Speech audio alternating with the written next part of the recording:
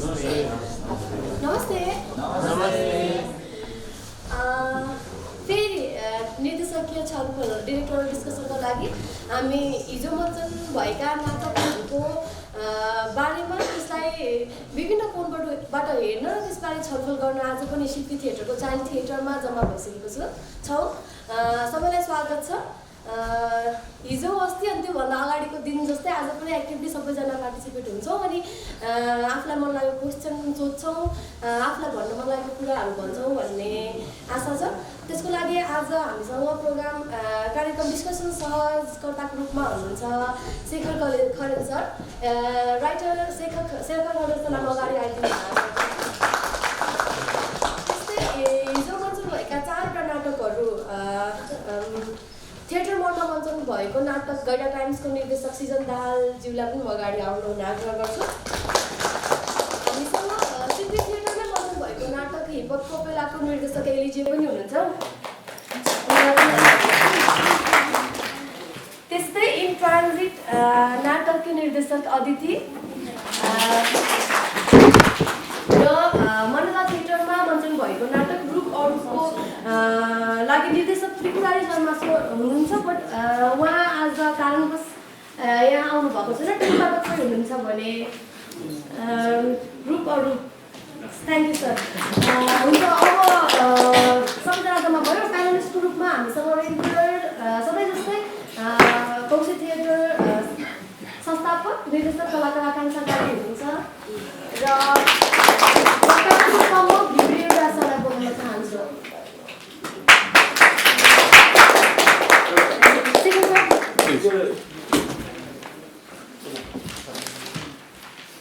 Thank you very much, Swechha Baini, for your kind introduction. We are very lucky that we have all four the directors of the play that was performed yesterday, and he is representing Ruparu, and he was also one of the very prominent characters of Ruparu. So I am very glad to have you here. So I welcome you all. Fortunately, I could manage to watch 2 plays yesterday, Ruparu and Transit, your play. You are performing there. So we had the play of all kinds in terms of content, in terms of style, in terms of the characters. Some were the verbal plays, some were the non-verbal plays.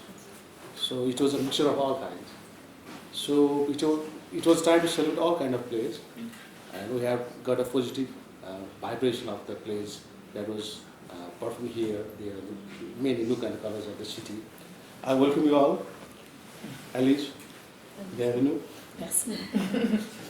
So I would like to start the conversation with the take of our panelists on some of the plays they have watched. I would like to ask Akanchha Karki, who is also a playwright director as well as he's an actor. So I have seen her watching 2 of the plays yesterday, yours and yours. So you may saw me also. Her also. Okay. No, duita Biannic. Okay. So Akanchha, could you like it's not yesterday, the day before I asked you to deal into the story of the play, but this time not that. Okay. So you could critically speak, or you so basically, what is your take on the plays you watched yesterday? Maybe we can start from In Transit. Okay. That was performed in your theatre, Kathagera, in Kaushi. So first of all, it was a beautiful performance, and it was very. It was a non-verbal performance with three performers on stage, and it was very meditative to watch it for me. And I think there were so many images that we could see, and later at night I was looking at the photos taken by the photographers, and they were creating all these beautiful images, and I was like, wow, like it is almost like a canvas. I think the whole performance was like a canvas, and you had to experience it, and it took a while to experience it.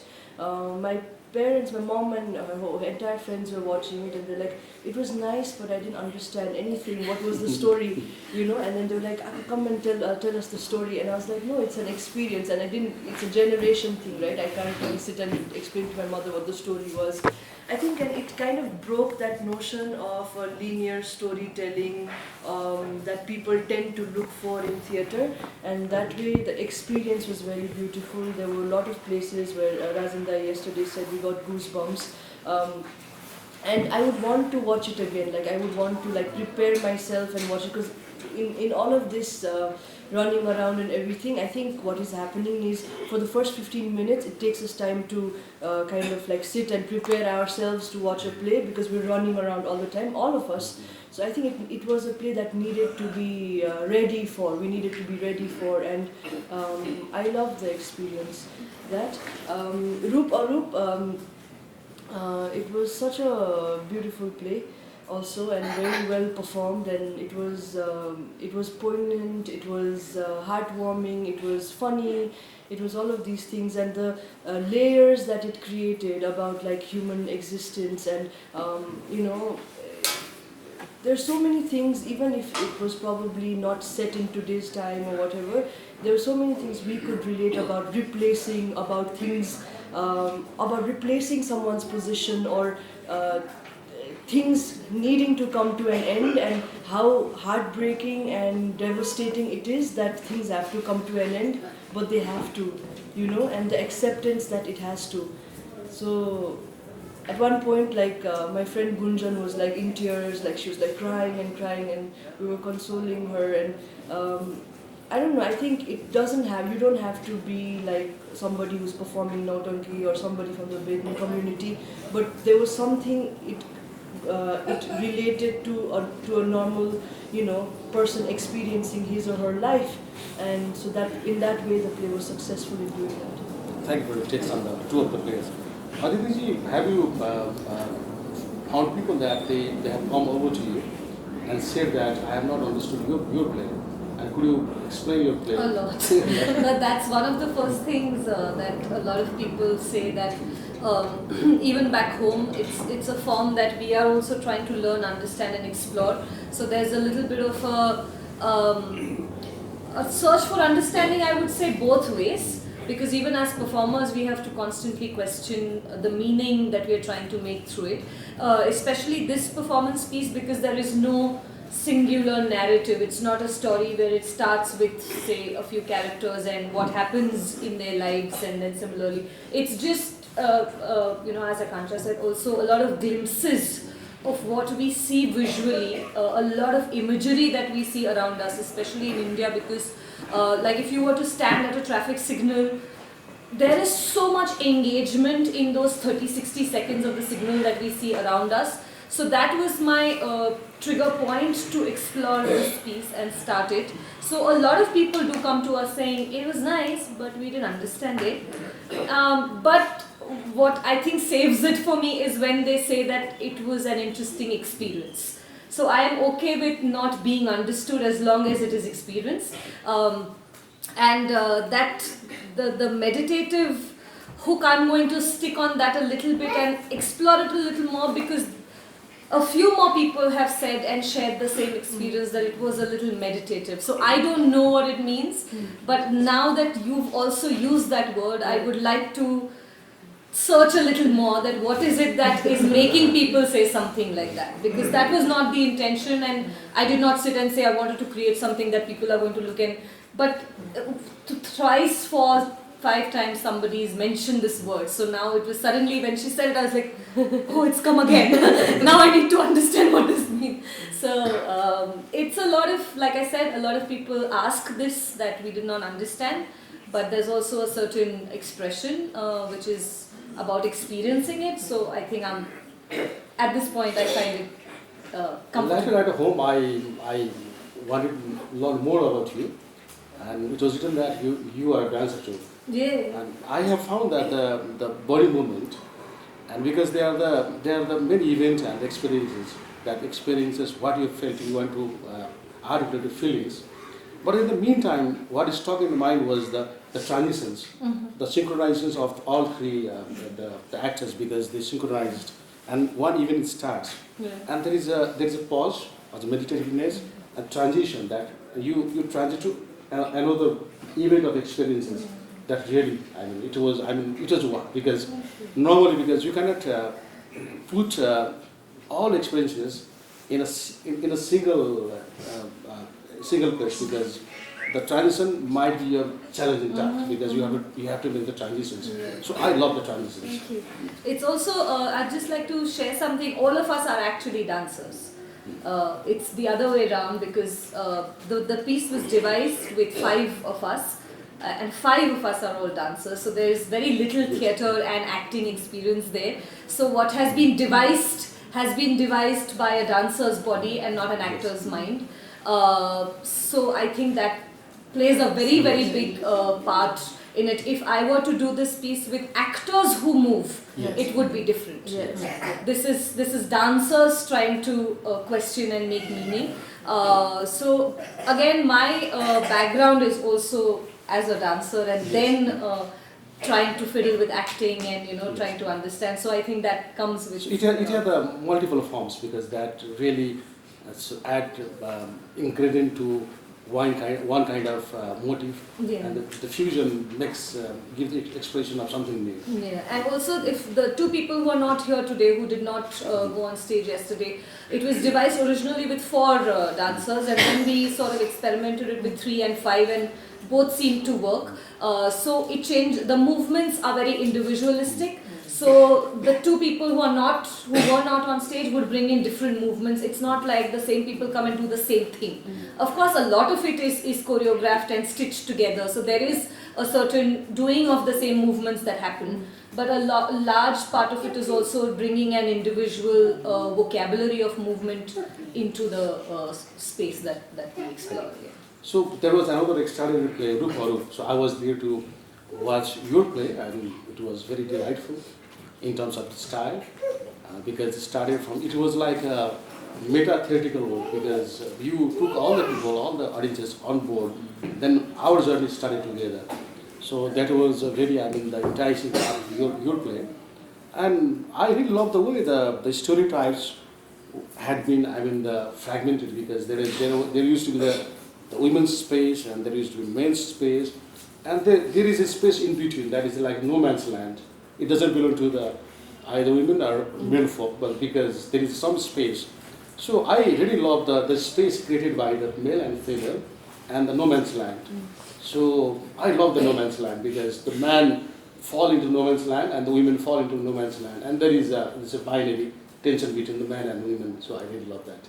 So could you speak something about the concept of the play? Concept.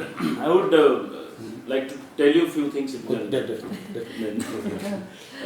Actually, I went to watch a play long back by Tripurari Sharmaji. It's called Rangdhuli, which is about the Nautanki actors and their situation in India now. While watching that, there was a small 2-minute sequence where the male actor has to leave his job, and it's for the women now. So he has to, the displacement of the male actor. It's about that. It's a 2-minute sequence. Then I went to ma'am, I told that I want to explore that 2 minutes into a whole play. She said, okay, most welcome. If you want to work that way, you can work it. And we called her from Mumbai, Gauri, because she used to dance and she has a little bit of experience of the style of Nautanki. So we brought her in, and then we started improvising. So the Tripurari ma'am, I and her, 3 of us used to devise it every day. So it took around 45-30 days. So during that period of time, we made a final structure. We gave a structure to this. So about that, what you were saying, that we started from outside, and it's actually the growth of the female performers while coming on the stage. It's their journey also. It started with wedding community. Earlier, male used to perform on stage. So what they could get hold of, the wedding community used to dance on road. So for them, it was a great thing to come up on stage and to get some respect, because when you are dancing on road, anybody can come and touch you, molest you. So for them, it was a barrier that they would cross that barrier and they would get prestige and some part of respect because of the stage, because there is a distance. So it's because of that. We started with the road, the performance outside, then we come to the stage, and finally we finish it with the film. the image of the women, how it is. Thank you. Yubaraj, could you also have you taken two of the plays? I've seen one of the. Okay, then let's go to that. I watched Hip Hop Copelia and sorry, I could not make time for other performance. I missed it. It was a non-verbal play, and they have used lots of hip hop dances and other kind of movements too. And the music was very strong for me. They had used music continuously from the beginning to end, and it was supporting to the play very much. And also I liked the choreography, group choreography. There were many actors, how many, like 14, 16, and then like they were dancing like there was a choreography, but not similar, but different, sometimes 2 and 2, and sometimes 3, like separately, but the combination of the movement was brilliant for me. And not to to tell the story, not using the language is kind of challenge, but you find another way to communicate to the audience. And like for example, they had used pantomime in the play to communicate. Okay, yeah, it is a kind of form, and that I like very much. Because there was a subtle story that a guy falls into love with a mannequin, and what do we call puppetry or mannequin? Yeah, you can do puppets. Puppets. So and there was a storyline, but it was tough to tell the story. But they used the pantomime to tell the story. And I always wonder using the flex, the flex on the stage to build, create the set. And that was also, used set, but sometimes it was moving, I mean, that was distracting for me. But otherwise, like using the flex and creating buildings on the stage, and it was kind of heavy set. And yeah, it was like nice watching and like herself on this stage. I didn't recognize, but when I invited her on this stage later, when she approached you and you didn't recognize her. yeah, I mean because she every day she says, she's that's the theatre. Because you find another person on theatre and actually on off stage this morning. And she approached and actually like you were Dr. Copelia, so she was performing as an old man. Old man who creates the puppet, and your body movement was also interesting to see when people grab you and then you move your legs, and it was interesting when you come on the stage with a totally different gestures and movement. I don't know how you created that kind of gestures, but yeah. You guys, what was the relevance of hip hop, the hip hop Copelia? So what was hip hop like? I think they used the tool of hip hop. I mean, I don't know, maybe there is inside the story, but I mean, I don't see the relevance of like the exact connection of hip hop to tell this certain story. Okay. But I mean, I think they just use the tool of hip hop to tell the story. I mean, yeah, and you were telling like that. No, I read on the brochure that you have used the classical movements too. That's right. So it was why I wanted to use hip hop was more because nowadays, I mean, especially in Nepal, hip hop is a very big dance form that most of the people really do compared to other dance forms. So I wanted to use a mix of actors and dancers. So really in that show we had a combination between the both. So, dancers that are very, little knowledge of theatres, and also actors that don't normally dance. So kind of trying to have the blend of the two of them to bring that quality also that each of them could have had. And because hip-hop is something that people can relate nowadays, I also wanted to use that. But at the same time, we also use classical music. So as you were saying, from the beginning of the end, it was a French composer. so Leo Debelis, so pure classical music, and using the music to be able to increase the movement. So as you were saying, we were using mime, but at the same time the music was helping to make the mime more powerful, or at least expressing the inner feeling that was connecting to that.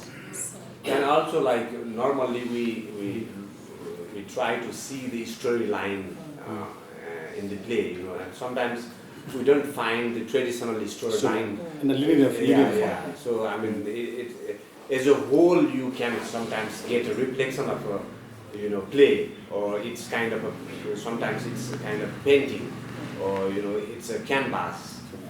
Stage is also canvas. So they were like, until the interval, like, nobody would guess the storyline. What the story would be like. Yeah, like in the beginning I was thinking, should I read the storyline for the audience? But I thought, like, let's leave to the audience what they receive, because I mean, telling the story from the beginning, and I mean, kind of it is also biasness that we are telling the story in one side, from one aspect. So from after the interval, slowly, like, I think at least I got the line. So if I got, then other also got. Maybe in a way you connected to or the audience, or some audience, they may connect their life with the play, maybe like I did in her play study, because there are the series of events. So you may connect some of the events with your own life, because it might be in a linear form. But I think it was more, as you were saying, because there was no speaking, so I use a lot of movement, like repetition of movement, to be able to connect one to the other. So let's say at the beginning of Act 1, you are thinking, what's going to happen next? Because, many things are happening, but then you need to really be able to understand all the details. Now, we were repeating a lot of the mimes, so that slowly the audience could understand what it means also. Because, we are not telling them, this means being angry, this means dance.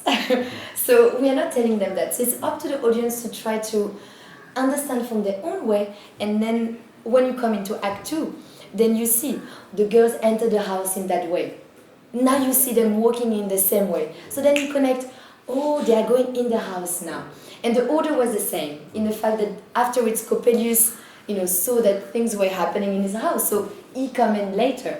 Then we had the lover that was in love with the doll, thinking it's a real girl, and a little bit confused. He was supposed to get married the next day. So, he's climbing more like Romeo and Juliet through the window, and then you see him appear through the window. So, in a sense in that sense, the audience could understand really while the show is going on. So not everything was revealed right from the beginning, in that sense. Thank you, Alize. Yesterday, I approached Bimal Sumedi, theatre director, to learn about Gaira times. So Bimal had been to Kirtipur in that theatre mall to watch this Gaira times, and he said, I couldn't watch the Gaira time because we were all packed, and then I had to come back. And yesterday I spoke to Sijan, the director of Gaira times. He told that there was subsequent the performance of the play, because there were a lot of people, there was a big turnout. So they had the two performances yesterday, one after another. Even the many people, they couldn't watch the play. It was like the biggest compliment for him.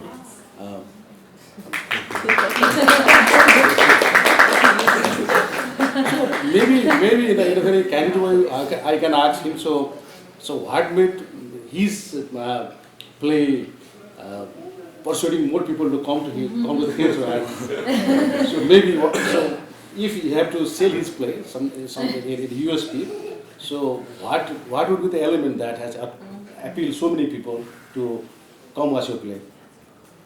Maybe from the feedback you can say. यो त खोइ कसरी भन्ने होला अनि उनीहरुको प्रतिक्रियाबाट पनि पछाडी त त्यस्तो रेस्पोन्सहरु त लिनु पाएन। खोइ कसरी भन्ने, अब धेरै त अब अगाडि सो दमकमा चाहिँ सो गरेको हामीले सुरुमा गर्दाखेरि, अनि त्यसको अलिअलि रेस्पोन्सहरु चाहिँ आएको थियो, अनि त्यो कुराले गर्दाखेरि होला। र म यही काठमाडौँमै बसेर रेगुलर थिएटर गरिरहेको हिसाबले अनि यसरी फर्स्ट टाइम डिरेक्सन गरिरहेको छु। त्यो भएर चाहिँ यसले चाहिँ कस्तो चाहिँ पहिलो हो यहाँ काठमाडौँमा यसरी चाहिँ पहिलो हो अनि त्यो भएर चाहिँ होला कस्तो चाहिँ गर्दो रहेछ यसले भनेर So because they were, I mean, even they didn't, the artists didn't know that, so they were curious. So why did you like? Because he was performing for the first time in Kathmandu. So because out of the curiosity, people have humility, but the play it seems to be powerful to appeal more people. अरू बेला चाहिँ अब जस्तो काठमाडौँमा मैले काम गरिरहेको चाहिँ म आफूलाई पनि खासमा अब जस्तो स्टेजमा पर्फर्म पनि गरेको छु पर्फर्मेन्स पनि गरेको छु तर म आफूलाई चाहिँ राइटिङमा एकदमै धेरै इन्ट्रेस्ट छ र राइटिङै गर्छु नाटकको स्क्रिप्टै लेख्नको लागि चाहिँ एकदमै धेरै मन पराउँछु अनि त्यो भएर पनि होला सायद राइटिङमा गरिरहेको मान्छे डिरेक्सन गर्दाखेरि चाहिँ जस्तो अब राइटिङमा हुँदाखेरि त कमेन्ट गरिरहेको हुन्छ नि त डाइरेक्टरलाई पनि यो चाहिँ भएन भन्न खोजेको कुरा भनेर भनिरहेको हुन्छ कलाकारहरूलाई पनि टेक्स्ट चाहिँ खासमा भन्न खोजेको कुरा यो होइन भनेर भनिरहेको हुन्छ अनि त्यो हुँदाखेरि चाहिँ राइटिङमा भइरहेको मान्छे डिरेक्सनमा आउँदाखेरि चाहिँ डिरेक्सन गर्दाखेरि चाहिँ के गर्यो भन्ने चाहिँ क्युरियोसिटी भएको होला सायद त्योभन्दा धेरै चाहिँ मेरो पिआर राम्रै रहेछ So he was more into the writing and then he shifted to direction. तपाईँले हेर्नु भएको थियो? होइन हेरेको छैन तर यो उसको स्टोरी यो उसले कति अगाडि नै गर्न लागेको थियो है अनि हामी एउटा वर्कसपमा थियौँ so we were in a workshop and then he had shared this story that he wanted to do it and we sat together me and one more friend and we read it and I thought it was a brilliantly written story and we even I was like I'll do it and I'll do it and all of that and then I was so when he, out of nothing and out of really less resources, he first put up this show in his hometown and not in Kathmandu. And I can only understand how hard it was for him to do that because, and then he has this really good power of mobilizing a very good team. And the volunteering culture in the place that he comes from is really, really strong. And he is quite charismatic that way in getting people to help out. And I was so proud of him that he put together this play in his hometown out of nothing, and then it is a great thing that he brought it to the festival. It is a fantastic story.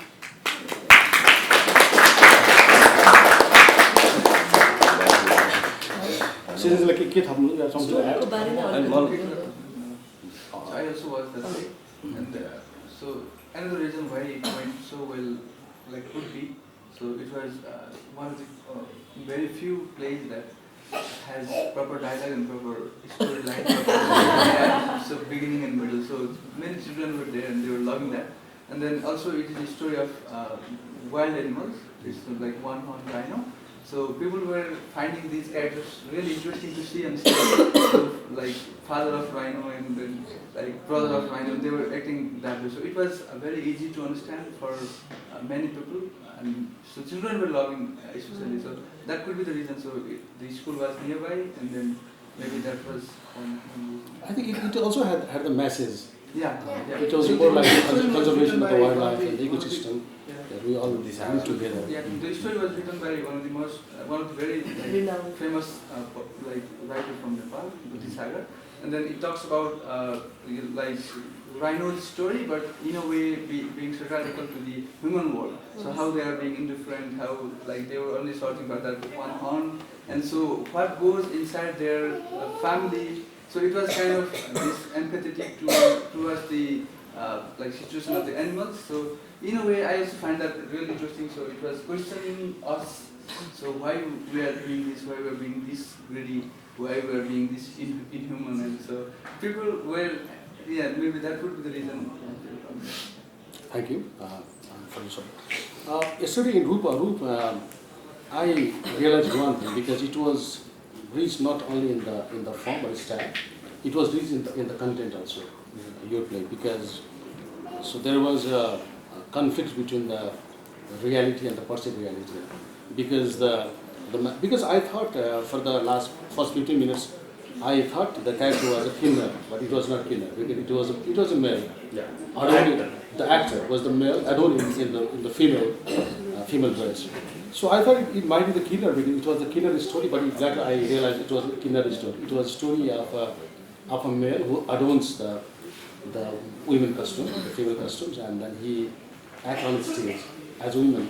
And then other women come to learn the gestures and the dances and and one place you asked, so it's not all about the dancing or the performing, but तुम आधा कहाँ से लाओगे? The आधा is very much important. That struck my mind.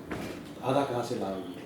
So the dialectic between the reality and the perceived reality is so much important because in life, because we live the reality, but sometimes we have to act as if there is something that we have to act within the given conditions.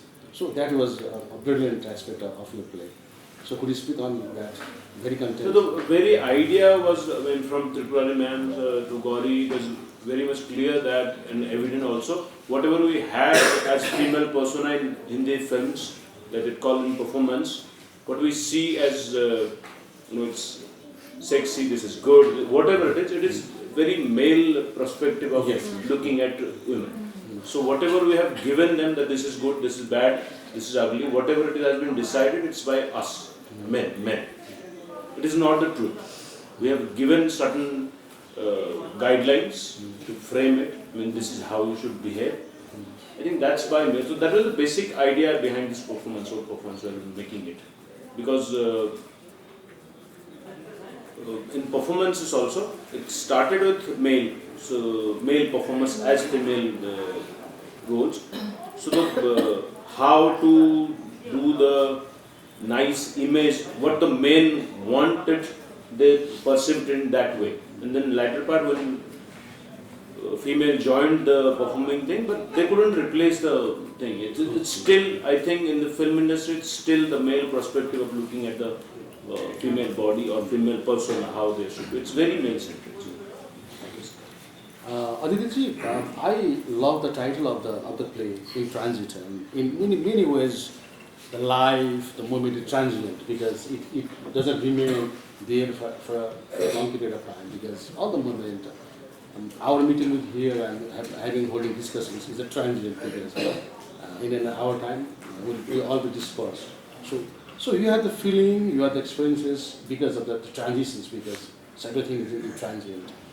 So in the same way, I was talking with Yubaraj this morning that our mentor Abhishek, he wrote one beautiful article in a grocery newspaper that the performing on stage is something like the making the sculpture of the eyes because you made a beautiful sculpture of eyes and it melts away. Yeah. It looks beautiful for a certain given period of time and then it melts away. Yeah. So I felt I had a similar feeling of watching your play because it was transient, a lot of things. It like a flux, they come and they go. So how do you relate the very transient nature of life with your play?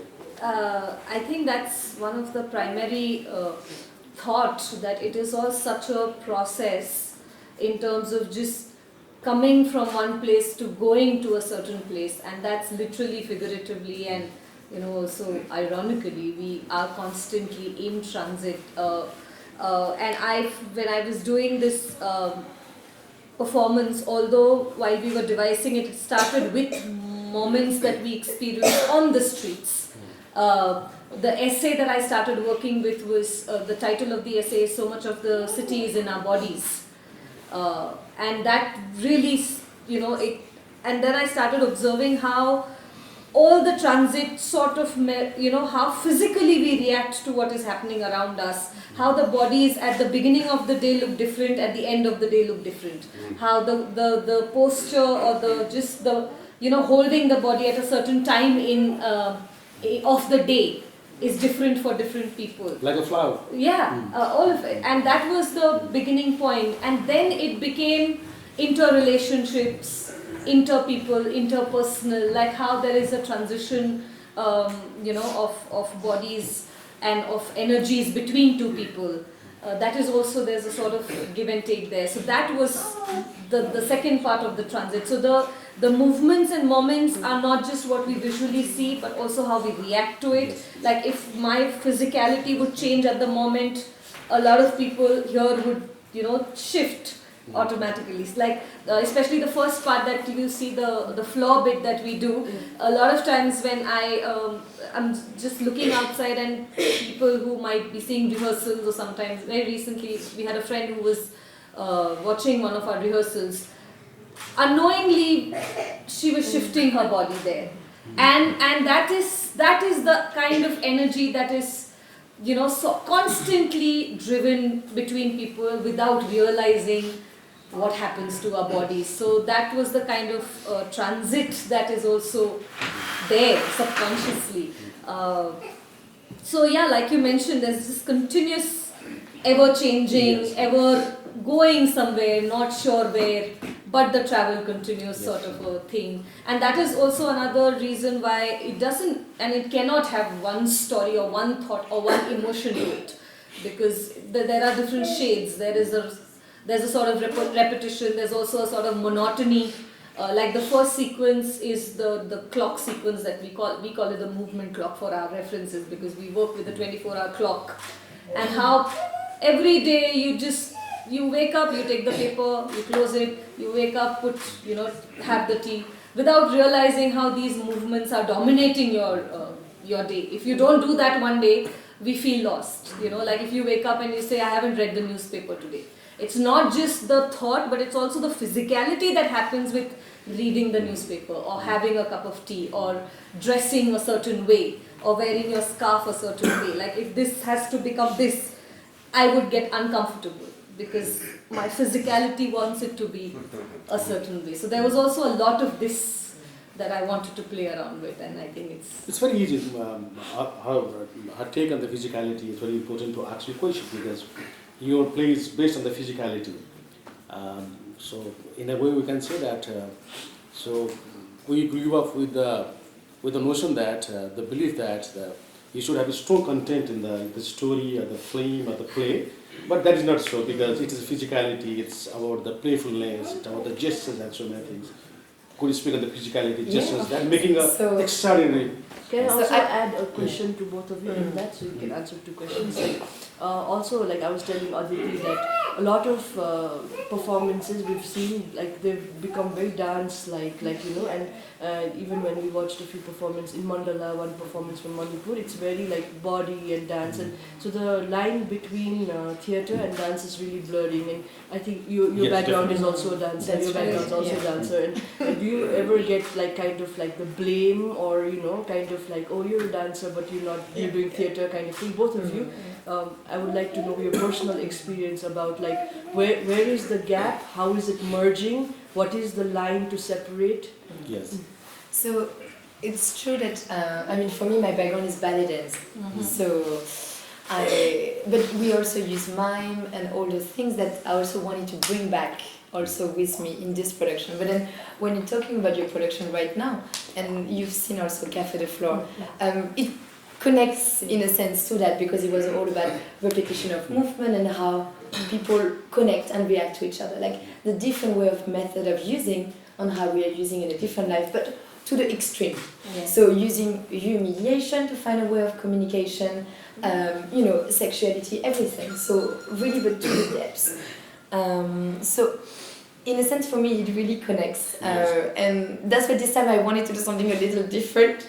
That was more about making it fun and more open also to children and adults. But for me, this is what it is, and I think going also with your question is like, at the beginning, everyone says, "Oh, but you're a dancer and you're trying to act," And then for me, it's more as a dancer, we are telling a story. In every movement, we are telling a story. Certain dance forms have a specific meaning about what it means, like when you do ballet, for example. So, if you're just going to give it this way, that means you're offering something to someone. If you just do the movement like this, then we don't understand why you're doing it. Now, using that in other dance forms like contemporary or even like traditional dance form, for me it's like acting, because yes, as an actor maybe you use your voice, but you can also be an actor that just uses your facial expression. You don't always need to speak. For me, action is also sometimes more important than words. And with the action, that's where I feel the dance can really come in together.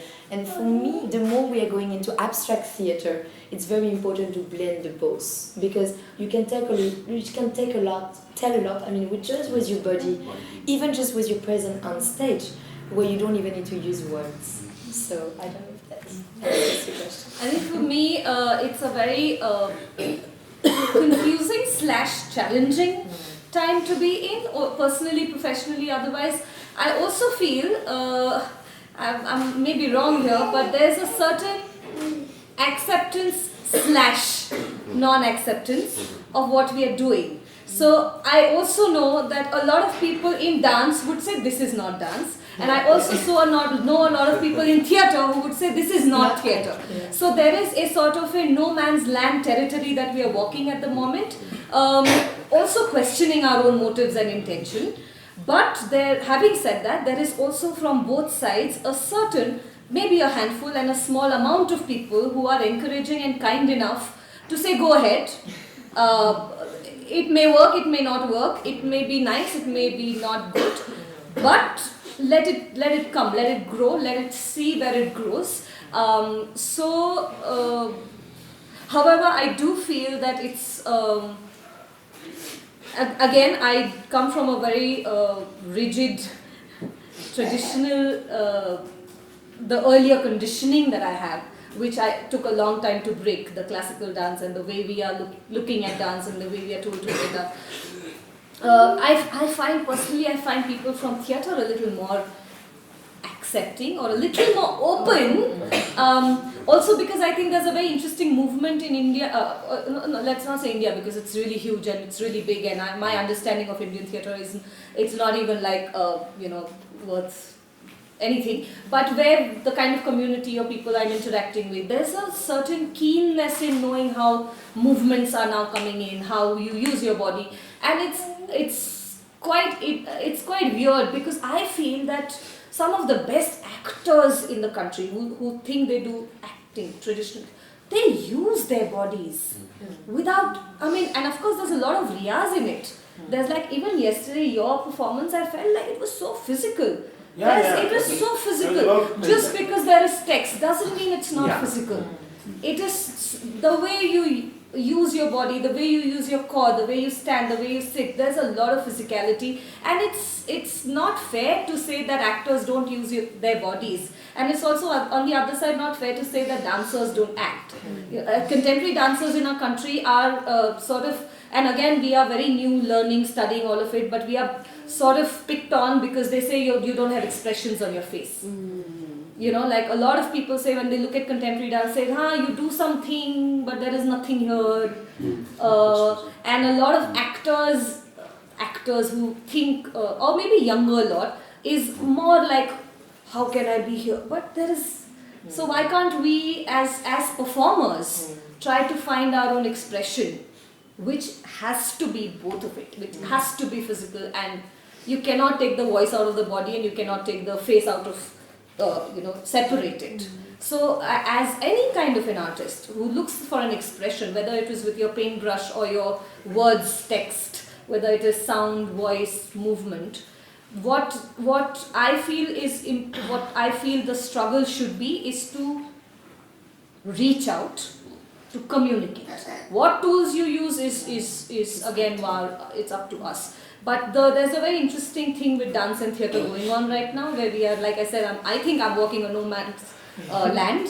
It could be here, there, or we could just form a new region and be, around that. So you all give me my input to ask question to Sijan Dahal, so who used to be a playwright, and then now he has ventured into direction. So because they talk more about the content and the physicality of the play, because physicality is something that really connects, and it's not the content alone that makes play special, but it's more physicality.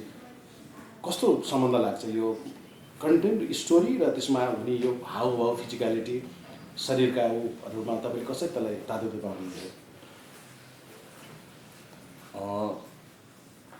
ठ्याक्कै एकचोटि फेरि भन्दिनु म त आउँदैन सारै।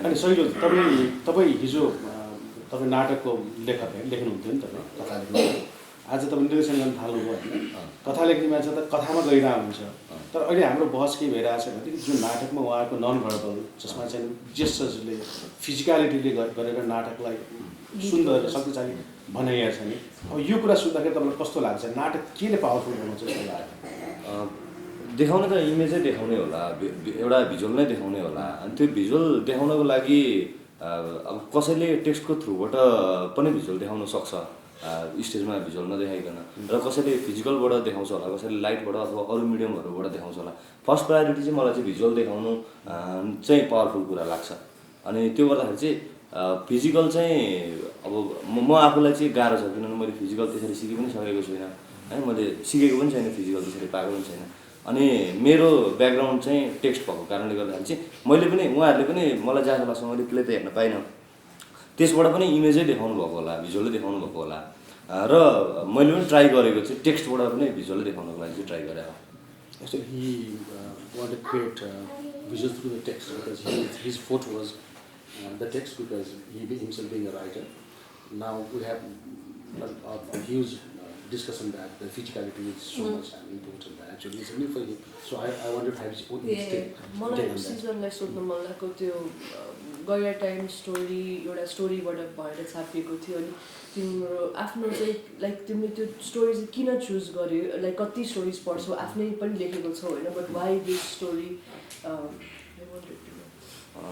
मैले थिएटरको क्लासमा आउँदाखेरि मैले सुरु दिनमै मैले मण्डला ल्याबको स्टुडेन्ट हो म सुरु दिनमै मैले सिकेको एकदमै मलाई साह्रै मन परेको एकदमै भयङ्कर कुरा सिकेको भनेको चाहिँ अनेस्टीको कुरा हो हामी जति थिएटरमा इमान्दारिताको कुरा गर्छौँ एकदमै धेरै सरले भन्नुहुन्थ्यो संसार सबैलाई ढाँटे पनि आफूले आफूलाई ढाँट्न सक्दैनस् आफूलाई जति बेला ढाँट्छ काममा इमान्दारिता देखिँदैन आफू इमान्दार हुँदैन भन्ने कुरा मैले सिकेको भनेको चाहिँ अनेस्टी नै हो गैना टाइम्सको कथा पढिरहँदाखेरि चाहिँ त्यहाँनिर चाहिँ मैले इमान्दारिता अनेस्टीको चिज चाहिँ पाएको हो खासमा चाहिँ त्यहाँनिर इमान्दारिताकै कुरा गर्नुभएको छ बुद्धिसागरले त्यो कुराले गर्दाखेरि चाहिँ अनि मलाई सायद सबकन्सियसली मलाई जोडिएर यसरी आयो होला दमकमा म आफू नै पनि नाटकको एउटा मुभमेन्ट क्रिएट गर्नको लागि ट्राई गरिरहेको थिएँ त्यहाँनिर जाँदाखेरि नयाँ साथीहरू हुनुहुन्छ सबै उहाँहरूले नाटकहरू देख्नुभएको धेरैले त यिनै आएर नाटकहरू देख्नु भएको छ अनि त्यो हुँदाखेरि उहाँहरूसँग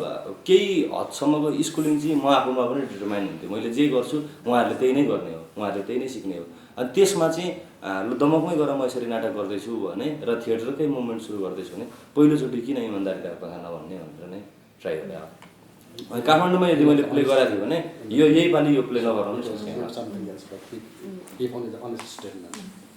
अब we have talked around one hour, so we have last 30 minutes for the floor. So we have any questions, suggestions, comments, so we can put to the directors, the panelists. Our floor got a problem. Half an hour. जस्तो तपाईँले आफूले लेखेको story र अर्को story गर्दाखेरि चाहिँ आफ्नो स्टोरीलाई चाहिँ अरू डाइरेक्टरले यस्तो न्याय गर्दै हुन्थ्यो भन्ने लाग्छ नि एउटा एज अ राइटर त्यो एज अ डाइरेक्टर हुँदाखेरि चाहिँ तपाईँलाई कस्तो फिल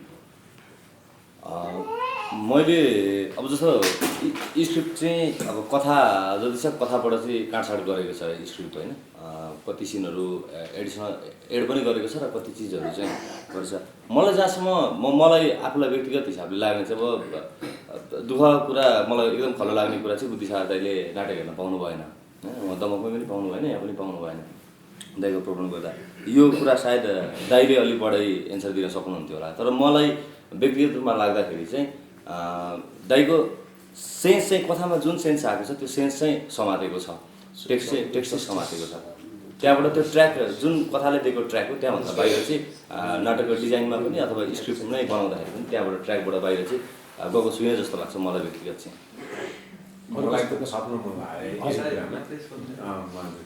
लाग्यो मलाई एकदमै कन्सर्न छ क्या मेरो अर्को कुरा भएको थियो त्यो स्टोरीको सेन्सको चाहिँ डिफाइन कसरी हुन्छ पर्सेप्सन नै होला अब दाइ कस्तो भने त्यति बेला बुद्धिसागरले लेख्दाखेरि उहाँ कुन मुडमा हुनुहुन्थ्यो र कसरी लेख्नुभयो होइन त्यही कुरा यहाँनिर अहिले बुद्धिसागरले त्यो कुरा पढ्दाखेरि उहाँले कसरी बुझ्नुहुन्छ अनि मैले नाटक सुरु गर्नुभन्दा अगाडि त्यतिकै कथा पढ्दै मात्रै पनि मैले कसरी पढेँ र नाटक गर्छु भनेर भन्दाखेरि कसरी पढेँ जब नाटकको तयार गर्ने र नाटकको स्क्रिप्ट आउँछ भनेर फोनमा कन्भर्सेसनहरू भयो र दाइको कन्भर्सेसन त्यति बेलाको त्यो टाइममा हाम्रो मुडमा हामी दुईजनाले गफ गर्दाखेरि दाइले जुन चिज भन्नुभएको थियो त्यो चिजलाई चाहिँ समाप्त गरेँ। अर्को प्रश्न सोध्नु कतै प्रश्न सोधिए है एलिजेलाई उस्तै हिजो त्यो हिपहप कपिलियामा चाहिँ बिचमा ब्रेकिङ टाइम पनि थियो नि त बिचमा interval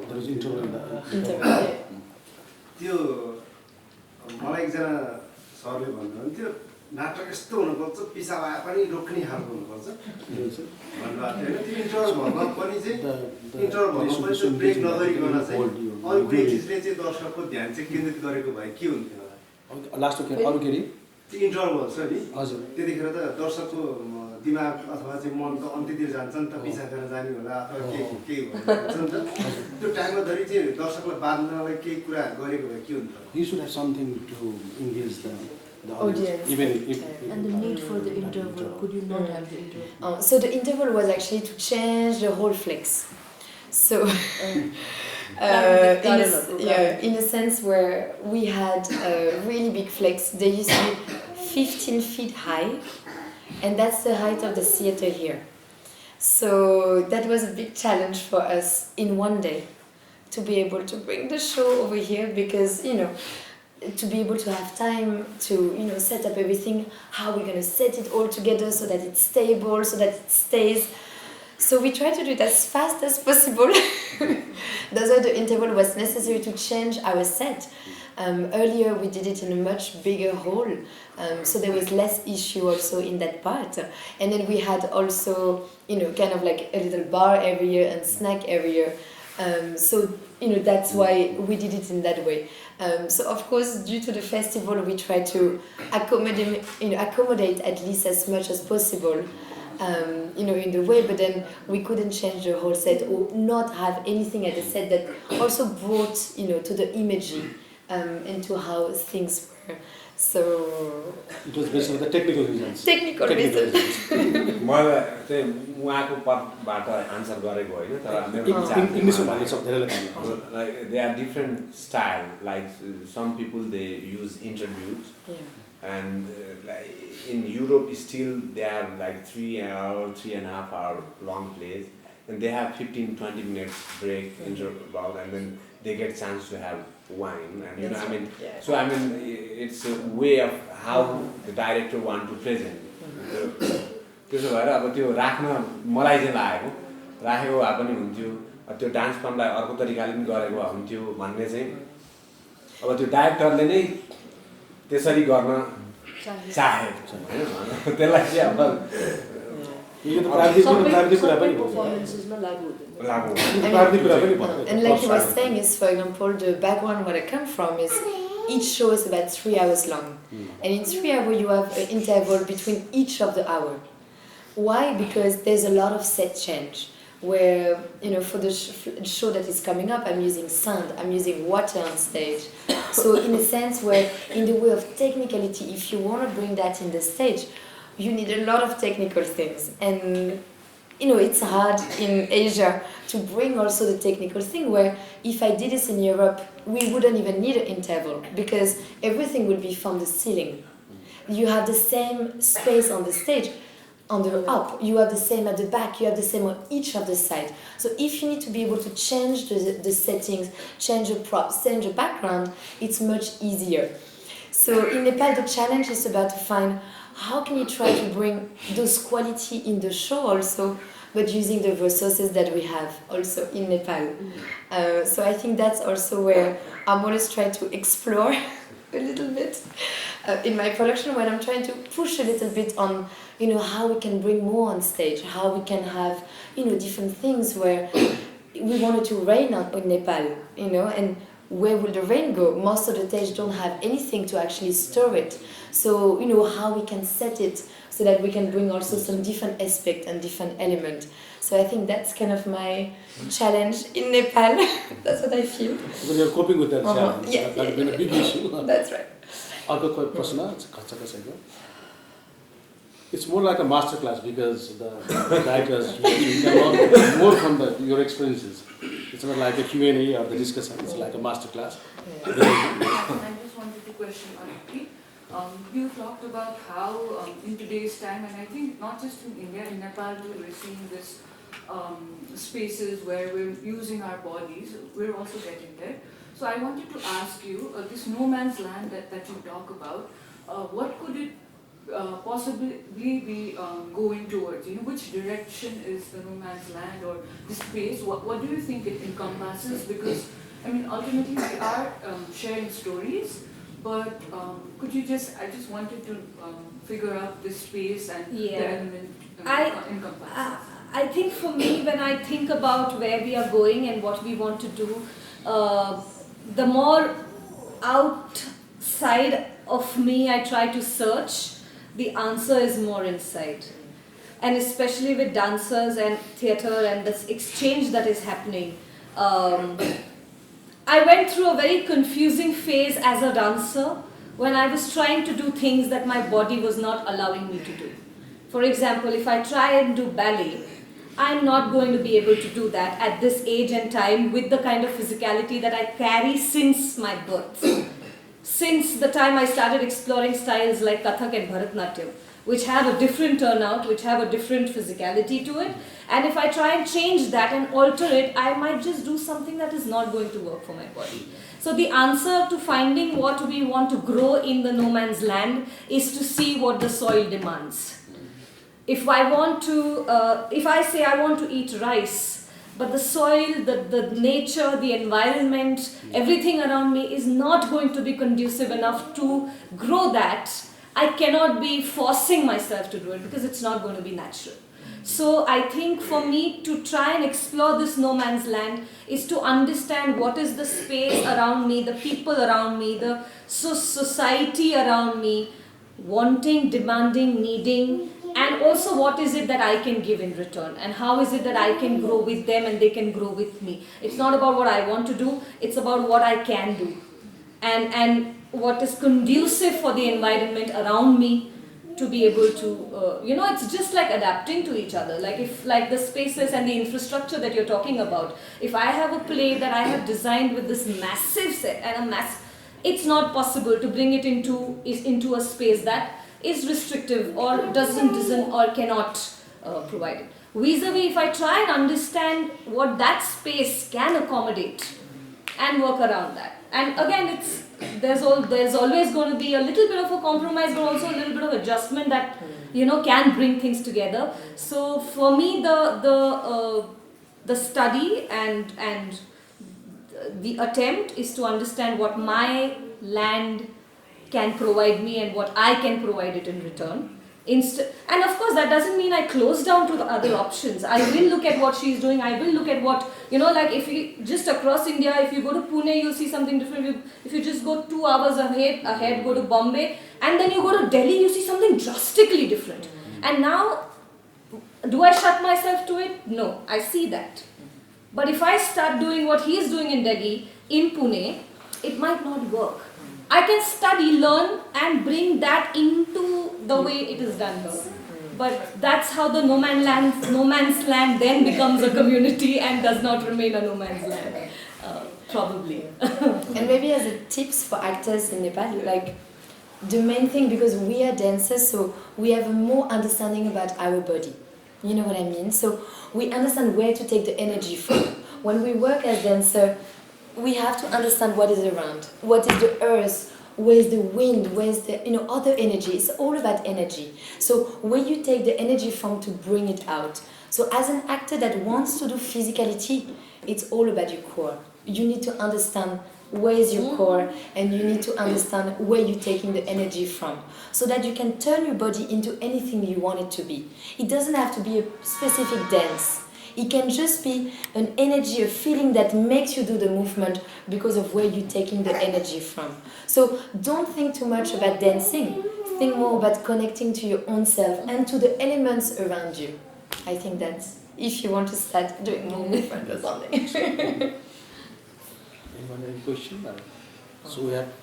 I want to ask. Yes, please. So it's a kind of in directors we also have an actor, so I wanted to know a little bit about because it was a difficult character that you portrayed on stage. So as an actor, how did you prepare the character and what went into the process? No, I didn't actually prepare actually it's a healing process for me, I would say.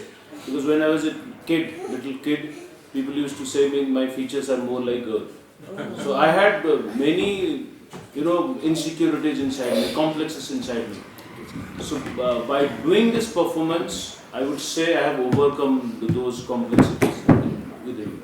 And one more thing I would like to share, because all of you are talking about the physicality and stuff like that.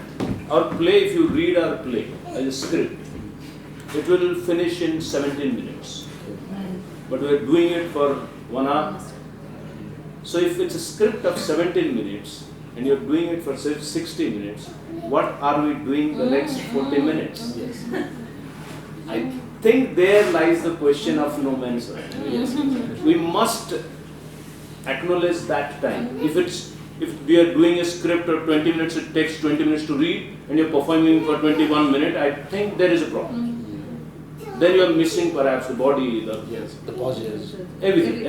I think if you're taking liberty in that, if your script is this much, you're adding something, I think that gives you a complete Still, I want to repeat the same question what Akanchha asked. Preparation. No, the other thing about the dancing and the play.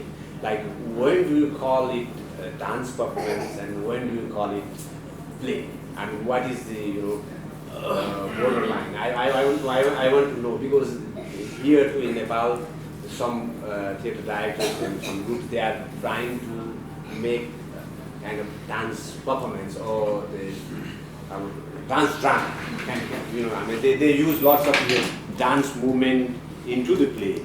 So when do you say dance performance or play? What is? I would like to say it's very unfair to tag it. It's dance theatre, it's physical theatre. I think we are in a theatre festival, and whatever she's doing, that's theatre for me. Whatever she's doing, that's theatre for me. We have to open up. I mean, we can't label it. The moment we label, we push them and we make them ourselves a bit superior or inferior, whatever it is. I think we shouldn't label, because we're in a theatre festival. I mean, I'm sorry to say, but you said that I'm not in theatre, I'm not in dance. No, this is a theatre festival. This is not a mobile slide theatre festival. I mean, this is a theatre festival. So I would like to ask you, both of you, that where do you stand? You are doing a theatre piece or a dance piece? It's a straight question. Yeah, for me, performing arts. Performing arts, good. So that's the answer. Perhaps that's a new language than because art encompasses everything. I think that's much better to put it in a wider range rather than to label it this and that and this. The moment we do that, I mean, it likes cutting stops, ourselves and from. I think it also stops the audience, because if you say, oh, it's a dance show, or oh, if it's a drama show, then people might think, oh, normally I'm more inclined to go for drama, or maybe I'm more inclined to go for dance. But then you might be able to find something in both of them that you might like, and that might bring you something else also. No, I mean, I do understand that you want to make it bigger, and like what you said already, and you also said that you were a ballet dancer and you were classical dancer. So I mean, there is in your head somewhere that you were a dancer and now you are doing something else. But I like what you are saying, that we can say it is a performing art, but I mean still. You were also saying that. I think there are two things I would just like to add to it. One is there is, I think from both our ends, or all of us rather here, are people who have questioned it. And are people who are trying to search for answers. Some of us have found it, some of us are still searching and going up us. Another thing which I feel is when you differentiate or when you try to understand, that's very, it's subjective, because I might be watching a film but I'm thinking about how it is poetic. I might be watching a theatre piece but I look at the movements and I say, oh, this is like a choreography to me. So it is also, let us give audience the choice to make what they want to of it. Be it theatre, be it dance, be it music, be it poetry. So as a maker, as someone who's creating something, the intention is to make meaning through the tools we have. The tools is text, canvas, body, music, whatever. As an audience, when I am on the other part, or the other side of the stage, my process is to make what I make of what comes in front of me through the medium I understand better. So I know of my mentor is here. He also designed the light for the performance that we did yesterday. So he always says, when I see a play, I can't criticize it because he is a teacher. Now, as a teacher, he has always looked at what is good, probably in maybe the student who performs. That's his job as a teacher. So he is the kind of audience who will look at a performance as a teacher, and hence not be very stern, critical, or very like this is wrong. But that's the person. So as an audience, when I see it, I see poetry because I'm inclined towards poetry. I see music because I like music. I see dance because, and that's completely different for different people. So the two parts, probably what I'm trying to say is as a maker, my attempt is to make sense. As an audience, my attempt is to see what connects me the most, whether it is one form or the other. So that's. I don't know if it answers your question, but that's how I see the difference. I got her point because she's a ballet dancer. She has the background dancing in Bharatanatyam others. So the basic thing is the dance, but she has her own signifiers and she has her own signifiers, and that signifiers makes a meaning and that connects to the people. And maybe also due to my background, so I stopped because of knee injuries, and I just went into normal work, and I realized after 1 year I need to be back on stage, Okay, I cannot be a ballet dancer anymore to the level that I was, but, my heart was there, and I had to follow it, I was doing very well also, more in the way of business, but then my heart was like, I need to find a way to go back on stage, because that's where I'm passionate, that's where I feel that I can grow, and that I want to grow also. So my journey has been a little bit hectic, and I think due to that, my performances and what I'm trying to bring is also from my experience, from what I've lived, from what I've experienced. Like you said, all your childhood, you had this thing, and then now in this show, you are able to actually heal, and put the plaster, or, to be able to heal all the things that were happening. And I think it's the same for me, where when I see artists over here in Nepal, they don't know if they want to be dancers. They don't know especially with dancers, because actors, there's a big community now of actors, and it's great to see that, with the new theatre that they open, and they're doing also amazing performance, and more people are really growing the theatre in Nepal, and I think that's really beautiful. But then, because of my background as a dancer, I see all the dancers that have a lot of potential, and they don't have anyone to train them. And I also want them to have a platform, but I also know that due to their level, they are not strong enough to have just a dance show, So due to that, I want to also train them in acting and in physical theatre, so that we can really try to bring also quality with them. So this is kind of my journey, I guess, over here. So guys, one question now, please. Oh, yes. Yo question खासै सोध्नुहुन्थ्यो हुँदैन मलाई मनमा चाहिँ एकदम सोध्नुपर्छ केही छ यो चाहिँ मैले 3 जना नाटक हेरेर थिएँ सर हजुर उहाँलाई चाहिँ रूप आर्ट हो This for you, हेरिरहेपछि मलाई चाहिँ कस्तो लाग्यो भने बल्ल हाम्रो समाजले चाहिँ एउटा ट्रान्सजेन्डर लाई चाहिँ अलिकति थोरै भए पनि उनीहरूको जे छ उनीहरूलाई हामीलाई एक्सेप्ट गर्नुपर्छ भन्ने जस्तो अलिकति कतै न कतै बहस चलिरहेको बेलामा नाटक हेरिसकेपछि मलाई चाहिँ फेरि कस्तो लाग्यो यो नाटकले चाहिँ अर्को किसिमको लान्छ कि भने जस्तो पनि मलाई लाग्यो किनभने त्यहाँ चाहिँ तिमी जे हो त्यसलाई छिन मतलब तिमी त्यो होइनौ भनेर भन्ने खालको जस्तो मलाई चाहिँ फिल भइरहेको थियो अनि मैले मेरो एउटा साथीसँग रिलेट गरिरहेको थिएँ ऊ जे हो त्यसमा रमाइरहेको थियो तर हामी चाहिँ भन्छ नि त्यो होइन त्यो चाहिँ केटा नै हो भनेर भनिरहेको छ उनीलाई तर ऊ चाहिँ के भन्छ नि आफै अरू कुरामै रमाउँछ क्या भनेको केटीहरू कुरा रमाउँछ त्यो कुराले चाहिँ यो नाटक देखाएपछि त्यो बहसलाई चाहिँ अर्कोतिर मोड लान्छ कि भनेर चाहिँ मलाई फिल भयो So she was pretty much apprehensive that because in Nepal the trans issue is a new issue and we think that it's a debate because society is divided. some people have soft corner towards the transgenders, like Sijan. And our concern is that you have to accept the issue of transgender. But your play is something else. It's not about transgender because it's one person ordering the women itself. And but the other character actually uncovers the person. So maybe it might, shift the issue into something else. It addresses gender issue also. A person, an actor who is in love with that person of the female, it already gives you the grey areas or the hidden areas or the dark areas already. It indicates when it talks about the Mukhya, that he is the Krishna and I am the Radha, it always gives you that area, it's open for that.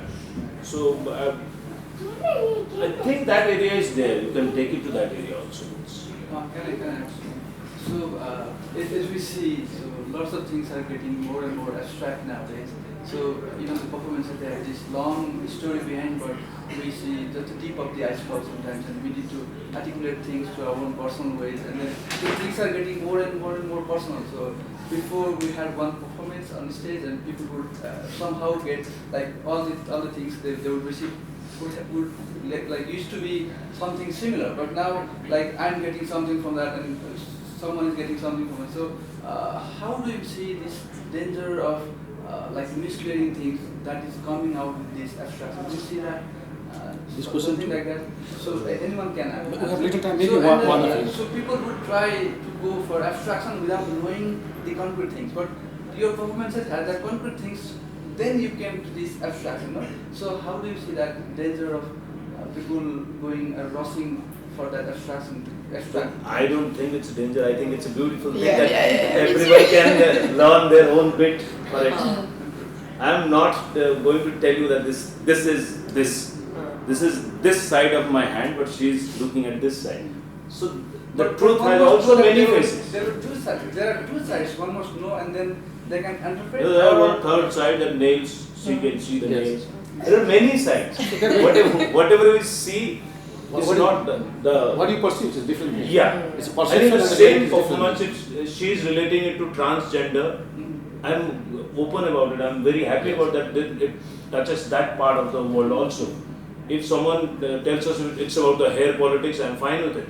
If someone tells us that it's a very feministic, tells that the women should get their right, it's fine for me. If someone tells that it's a tragedy for an actor to get displaced or get lost their job, it's fine. There are so many layers. Why should I just confine it to just one? That's the beauty, perhaps. That's why I'm telling not to tag things. It's beauty. It's beautiful as they are. All these years, perhaps we have been wrongly taught to look at things. I think it's a beautiful thing to tell things in an abstract way, and we are perhaps again misleading the term that this is the kind of abstract work. I think right now there are 30 people sitting out there, I am sitting here, it's also abstract. I am from India, I am sitting here and giving you some lecture about gender issue, it's abstract. There is no way. Why you will listen to me that boy is playing with the mobile, that's abstract for me, you should see. But there is a lot of meaning to it. So he was right now. There is a serious discussion. Directors are talking, and the kid is playing with the auto. Isn't that abstract? Yeah. But we have to find meaning in that. And I think life is abstract and life is beautiful, and we must accept that. There are so many textures. Those textures that gives a picture. Yeah. Of the textures. I also just want to add one more thing here, where there's a very clear divide. In terms of especially people who do popular and famous or something that's more accepted, which we say is very direct and not abstract, and it's very like especially in television in India it happens, the content people who create television are saying that the audience wants it, and audience is just seeing that because it has been given to them. But as performers who have the tool and the power of being in flesh and bones with people in the audience breathing the same air as you are, why would you not want them to question? Because it's very easy for me to be behind the screen, and I'm not saying easy technically, it's a difficult job. It's filmmaking, television is horrible. They work 18 hours, 20 hours, at a stretch. It's not an easy life. But there is a cover of a screen that is allowing me to isolate myself from people who are watching me. So I am not, in a way, answerable to if a person comes and asks me, why did you do this? Because I have a cover. Now here, you can come to me and you ask me, you did this, why did you do it? Because I saw this. That's the beauty, and the interaction is in flesh and bones, and it should be encouraged. This dialogue has to happen because the medium demands it.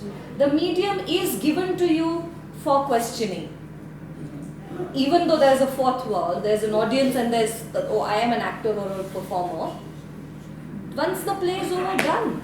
You are on this side, I am on that side. And you are as vulnerable as I am when the performance is happening. So that has to trigger a dialogue. It has to trigger a certain dangerous interaction which will question each other, which will ask. And it's beautiful. I think it's needed. We need it. The more we have it, the more we evolve and grow, I think. And I'll just add one thing also to your question. So for me, actually, working in abstract is something actually beautiful. I always start with like a guided improvisation when I do, any, like before, not so much in the show, but before any rehearsal or when I'm working with new people, I always start with a guided improvisation. And the more we do it, the more we increase.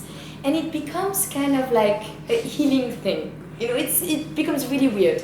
You go to different phases and you can be crying 1 second, laughing 2 seconds later, shouting right away after. And I'm always using music to kind of guide them into something. So I not just let them go anywhere. So I'm guiding them through it. Now, you can see the process in the people, and that is the beauty. From a raw actors or even someone who's never even acted before, when you're really guiding them into it, and you see them grow, and you see them understanding themselves.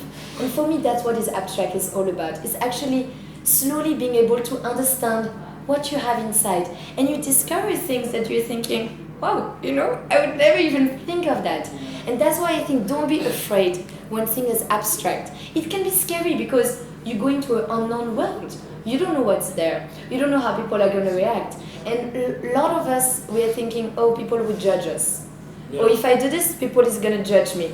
They're going to think I'm crazy. They're going to think, why are you doing this? But when it's felt truly from inside, it's beautiful, for me at least. But I would like to add one more thing. This is interesting, talking about abstract. I mean, it's with theatre people, I would say perhaps it's easier to ask that this is abstract. Now tell me, if someone is singing, you never ask why happened. Yeah. It's quite abstract. It's abstract. It could have been saying, tum aao yahan. You never ask why that thing happened. But I think that's abstraction. That is the interaction that actors does it. There is a poster over it. You have blue, you have yellow. You never ask why yellow. You're not finding meanings to other things. You're just questioning artist that this is abstract. I would say everything's abstract. Everything's abstract. You just have to accept. The moment you'll accept it, there'll never be an abstract. Thank you very much, because it was not just an engaging session, it was more a stimulating session. So because if someone from this part was speaking and other part listening to them would be something else, but it was more interactive, and then we all were on board to sail away this kind of conversation, and it was really stimulating. And even I realized that no one from the hall, single person left the hall, because all were here. So thank you very much for your interest participation. Thank you very much.